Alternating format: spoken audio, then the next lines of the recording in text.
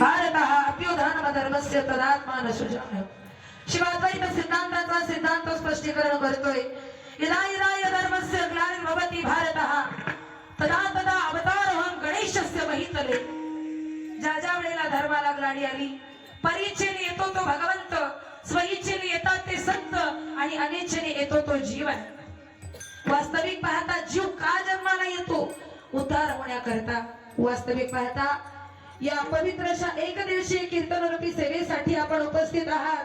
कीर्तन सांग होय अंग हरी रूप. अव्यवस्थित चिंता नाम प्रसाद रूपी भयंकर हा.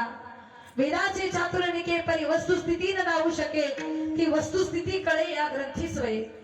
अनेक तुम्हाला मी संस्कृत वचन म्हणून दाखवते, परंतु यामध्ये मला वेळ घालायचा नाही. मला प्रबोधनावरती आज बोलायचंय. धर्माची काय व्याख्या असेल? धर्म म्हणजे काय?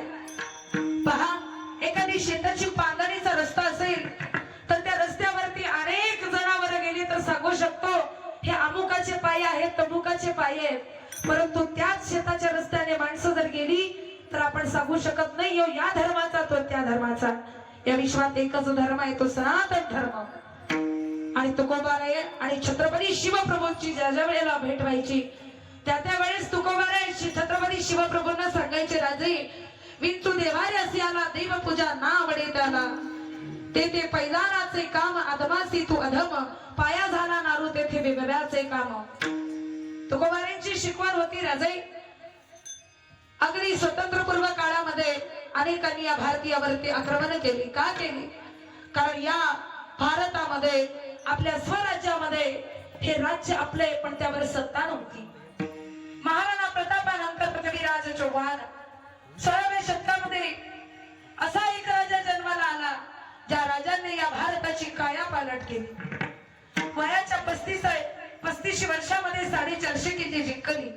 वयाच्या 16व्या वर्षी स्वराज्याचं तोरण बांधलं. छत्रपती शिवरायांना शिकवण होती जगद्गुरु तुकोबारायांची, आणि राजांनी आईचं स्वप्न साकार केलेलं आहे. असा एखादी मुलगा या काळात जन्मतो. स्वप्न पूर्ण झाल्यानंतर एका किरायाच्या घरामध्ये आई लेकराला लहानाचं मोठं करते. त्याच मुलाचं 1 कोटीचं घर झाल्यानंतर मायबाप त्या घरात राहत नाही. ही काळाची शोकांतिका आहे. राहत नाही. खरं असेल तर मी तुम्हाला स्पष्ट करून खरंच बोलेन.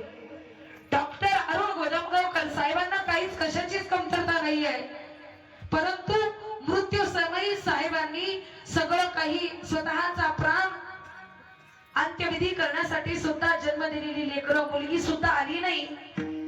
हीच ती समाजाची व्यवस्था आहे. म्हणून सज्जनांनो जागे व्हा. 12व्या शतकामध्ये ज्ञानराज माझी योग्याची माऊली जेने निगमावरी प्रगट केली. गीता अलंकार नाम ज्ञानेश्वरी. ज्ञानेश्वरीचं चिंतन केव्हा कळेल तुम्हाला? एकतरी ओवी अनुभवावी म्हणून विषय भोगी जे सुख ते सांगताची जाण दुःख. परी काय की जे मूर्ख नसे वितार सरे. सज्जनांनो तैसे पिऊन अज्ञान जबाबरी वाढे, ज्ञान तबा फुले निधन विशेष साधे. या काळामध्ये आई जर रविवारी ज्ञानेश्वरी वाचत नसेल तर लेकरं काय वाचते? ए फॉर ऍपल ते झेड फॉर झेब्रा पर्यंतची 12 कडी आपण पाठ केली. आमची गुरुजी आम्हाला वाघमारे सर होते. अननसाचं आ आईचं आणि ज्ञानेश्वराचं फळापासून 12 कडी मुळाक्षरी व्यंजने सुरू व्हायची. ते ज्ञानांच्या ज्ञानेश्वरामध्ये समाप्ती व्हायची. आजच्या या काळामध्ये इंग्रजी शिका वाईट आहे असं मी म्हणणार नाही. इंग्रज या ठिकाणी आले, 150 वर्ष त्यांनी राज्य केले. इंग्रज आपलं सगळं काही घेऊन गेले, आपली संपत्ती, आपलं ऐश्वर्य, परंतु त्यांची विकृती सोडून गेले. आणि हा आत्ताचा स्वभाव, आत्ताची ही जी अव्यवस्था आहे ती पाश्चिमात्यांचं अनुकरण करत आहे. सज्जनांनो म्हणून सावध व्हा. हिंदवी स्वराज्यामध्ये बाळ जन्माना आधी मदालसा राष्ट्रमाता जिजाबाई आपल्या राजाला उपदेश करते, बाळा तू पोटास्तयस. गर्भावरती पोटावरती हात ठेवून जिजाबाई शपथ देते. महाराष्ट्राच्या कुलस्वामिनी आई तुळजाभवानीला साकडं घालते. हे जगदंबे, हे कुलस्वामिनी, हे रक्ष रक्ष महेश्वरी, मला हा स्वराज्य आणि या जाती व्यवस्थेखाली दबलेला माझा समाज पहा वाटत नाही. आई हे जगदंबे, मी तुला असं साकडं वाहते, असा पुत्र पराक्रमी माझ्या पोटाला दे, जो जगेल तर स्वराज्यासाठी आणि मरेल तर स्वराज्यासाठी. असं प्रत्येक आईने स्वप्न पाहिलं तरच छत्रपती शिवप्रभूंच्या फोटोची पूजा.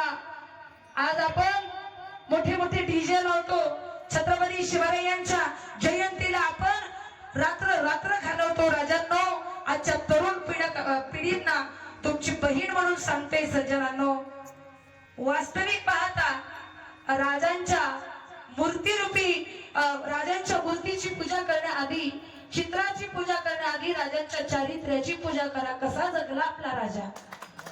काही सुरक्षित नाही भारतामध्ये.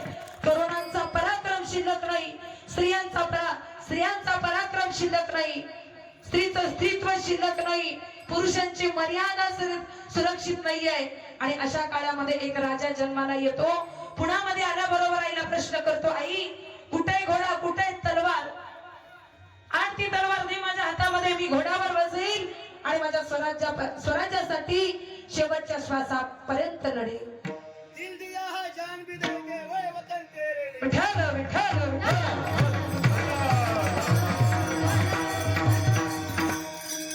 जगद्गुरु तुकोबारायांनी भक्ती सांगितलेली आहे. मी तुम्हाला भक्ती सांगते, माझ्या भक्तीचं स्वरूप थोडं ओळखून घ्या. मी देशभक्ती सांगतेय. शिस्त व वात्सल्य आणि जी जिद्द ज्या जाजवली आणि ही ईश्वर निष्ठा म्हणजे जिजामाई.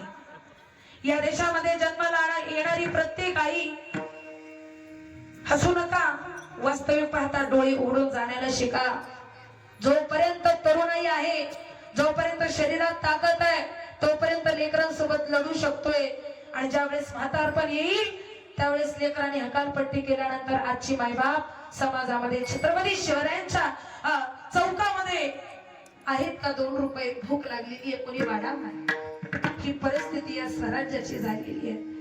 म्हणून आपण सर्वांनी एकत्रित येणं अत्यंत गरजेचं आहे की नाही. मग वाजवा की टाळी. विठ्ठल विठ्ठल येते. जन्माला आलेला प्रत्येक जीव हा, कारण जी नगरीची मी सून आहे, राजा धपका या नगरीमध्ये वारकरी संप्रदायाचं एक महान रत्न आहे. ज्या गुरुवर्यांमुळे लाखोंचा समाज सुधारला, तरुण मुलांच्या गळ्यामध्ये माळी आपणांनी घातल्या. गुरुवर्य नामदेव महाराज दापकेकर आणि वसुंधरा रत्न राष्ट्रसंत सद्गुरु शिवलिंग शिवाचार्य महाराज अमोदकर.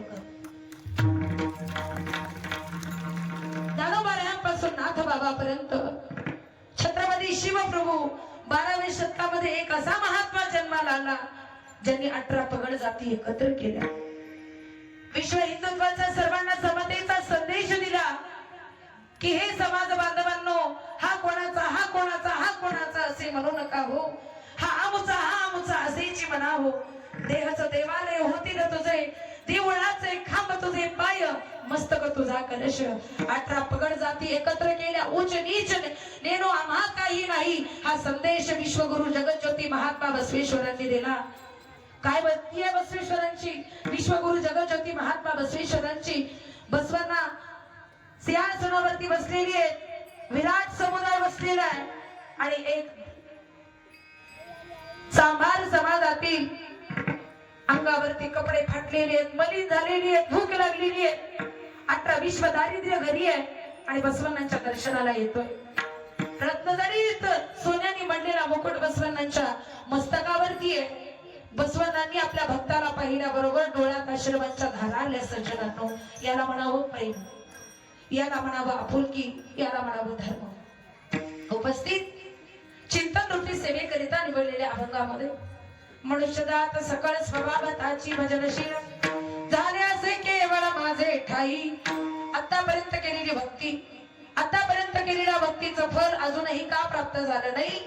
जोपर्यंत अंतःकरणात मार्ग चुकला, पथ्य चुकला आणि याच मार्गाच्या पवित्र व्यासपीठावरती जगद्गुरु तुकडा